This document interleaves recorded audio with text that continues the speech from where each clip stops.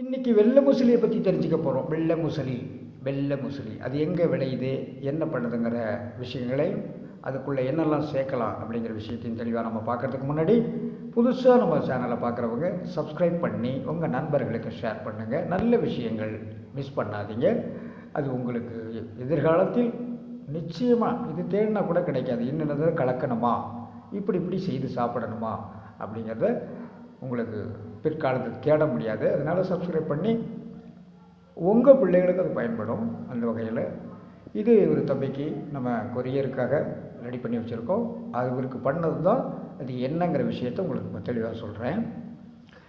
இந்த வெள்ளை முசலி நம்ம தென்னிந்தியாவில் கிடையாது. நார்த் இந்தியாவில் ஆந்திராவாக்கு அந்த பக்கம் ஆந்திர பிரதேஷ், மத்திய பிரதேஷ், குஜராத், ராஜஸ்தான் இது 4 மாநிலங்களில் தான் இது விவசாயமாக பண்ணுறாங்க. அரிசி பருப்பு நம்ம விளைய வைக்கிற மாதிரி இதனுடைய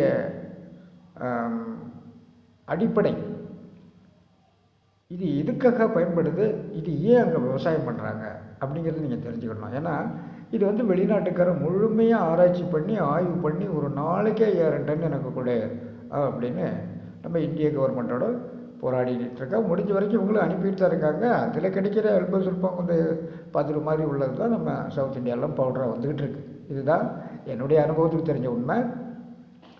ஆனால் இதில் என்னென்னு கேட்டிங்கன்னா, அந்த விதை கிடைக்கல, இல்லைன்னா விதையை நான் காட்டுவேன்.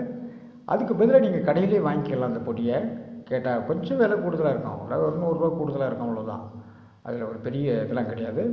இந்த வெள்ளை முசலியை கூட நீங்கள் என்னென்னலாம் சேர்க்கணுன்னா, இதை பாருங்கள், வயல் சொல்லி, கற்கடாசி ஐ,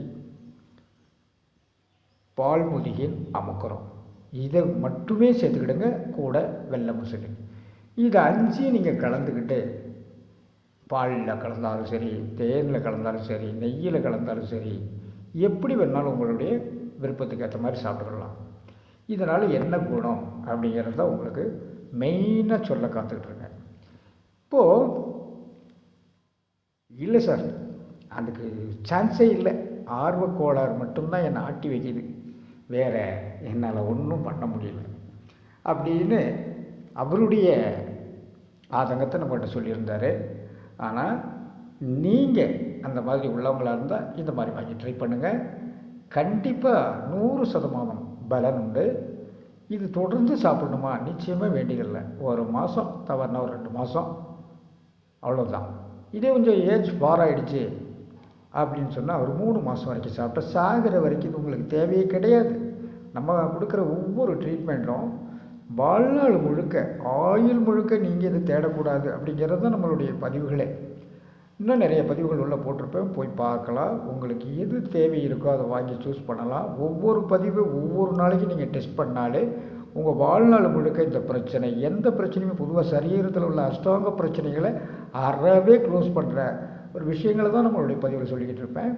இது என்னுடைய சொந்த அனுபவம். என்னுடைய குருநாதர், என்னை படைத்த, அதாவது நீங்கள்லாம் தெய்வம்னுக்கிறீங்களே, அந்த தெய்வம் எனக்கு கொடுத்ததை நான் உங்களுக்கு அன்பளிப்பாக கொடுக்குறேன். வாங்கி என்ஜாய் பண்ணுங்கள். நன்றி. மீண்டும் அடுத்த பதிவில்.